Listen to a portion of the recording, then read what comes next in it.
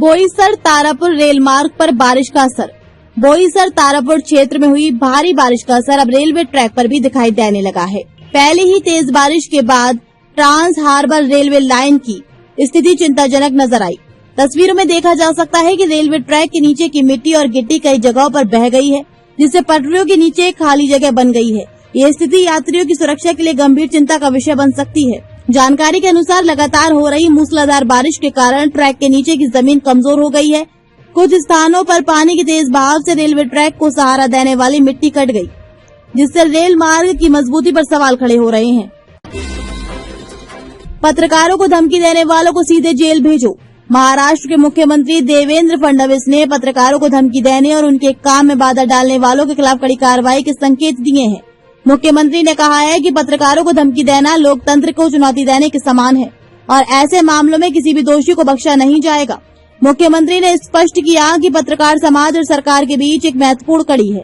वे जनता की समस्या और शासन की योजनाओं को लोगों तक पहुंचाने का काम करते हैं, इसलिए पत्रकारों की सुरक्षा सुनिश्चित करना सरकार की जिम्मेदारी है।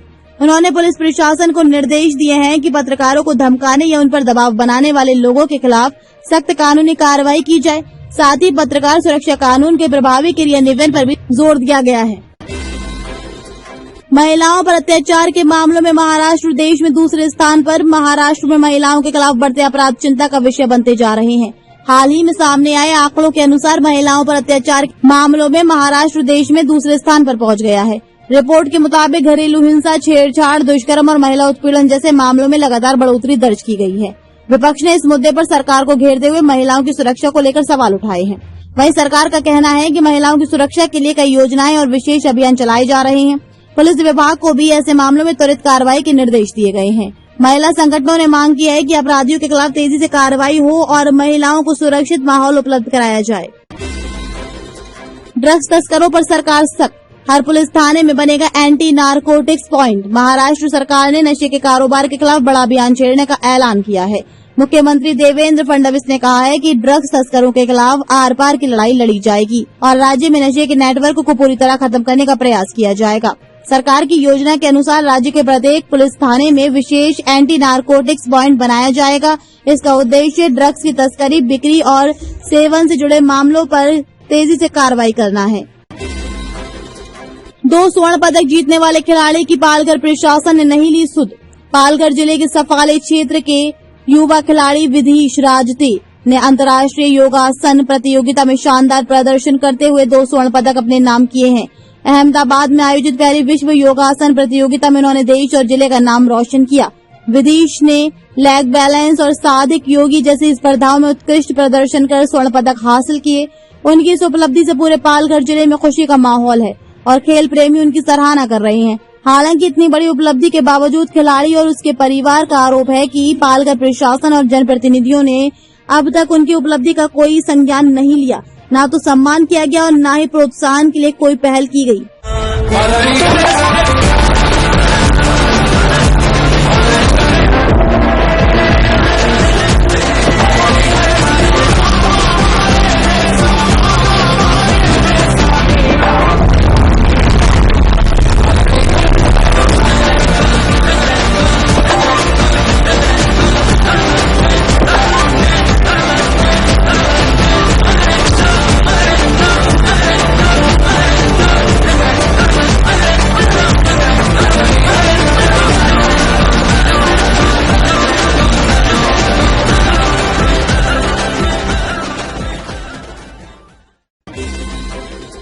पालघर वासियों का गौरव, वारली संस्कृति का सम्मान।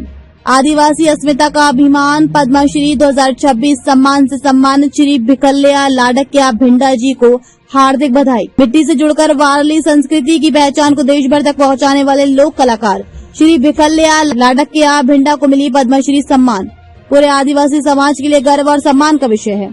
तारपा की मधुर धुनों, परंपराओं के संरक्षण और आजीवन समर्पण के बल पर प्राप्त ये सम्मान लाखों कलाकारों के लिए प्रेरणा का स्रोत है। जंगल, जमीन, संस्कृति और परंपरा की गरिमा को जीवित रखने वाले इस महान लोक कलाकार को शत शत नमन।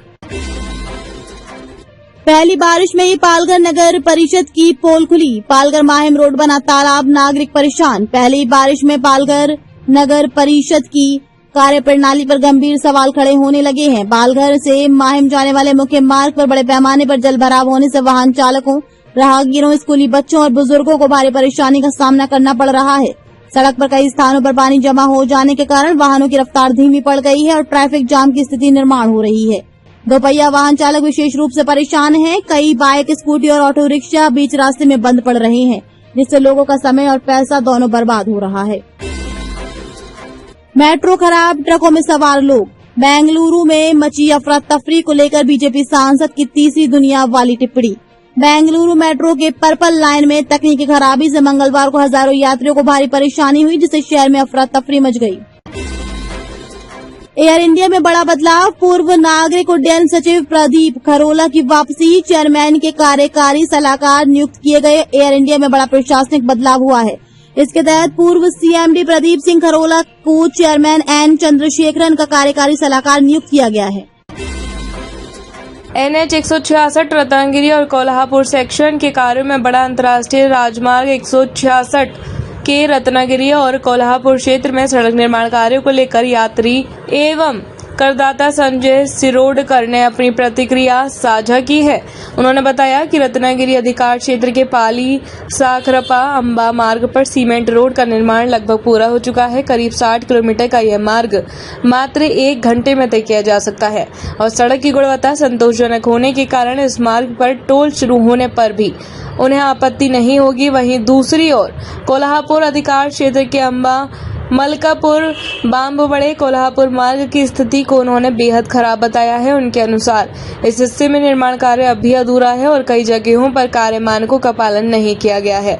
उन्होंने इस मार्ग की स्थिति को लेकर वीडियो भी साझा किया है, जिसमें अधूरे कार्य और यात्रियों को होने वाली परेशानियां दिखाई गई हैं। संजय सिरोडकर ने संबंधित विभागों से मांग की है कि कोल्हापुर क्षेत्र में सड़क निर्माण कार्यों को जल्द पूरा किया जाए और गुणवत्ता संबंधी कमियों को दूर किया जाए, ताकि नागरिकों को सुरक्षित और सुगम यात्रा का लाभ मिल सके। हर महीने सैलरी का वेट करते हो या फिर रेंट का? स्मार्ट इन्वेस्टर इनकम की सोर्स बनाता है और वो स्टार्ट होता है राइट लोकेशन से। Presenting Pinnacle apartments, Palghar railway station से बिल्कुल पास, एक thoughtfully plan premium residential project.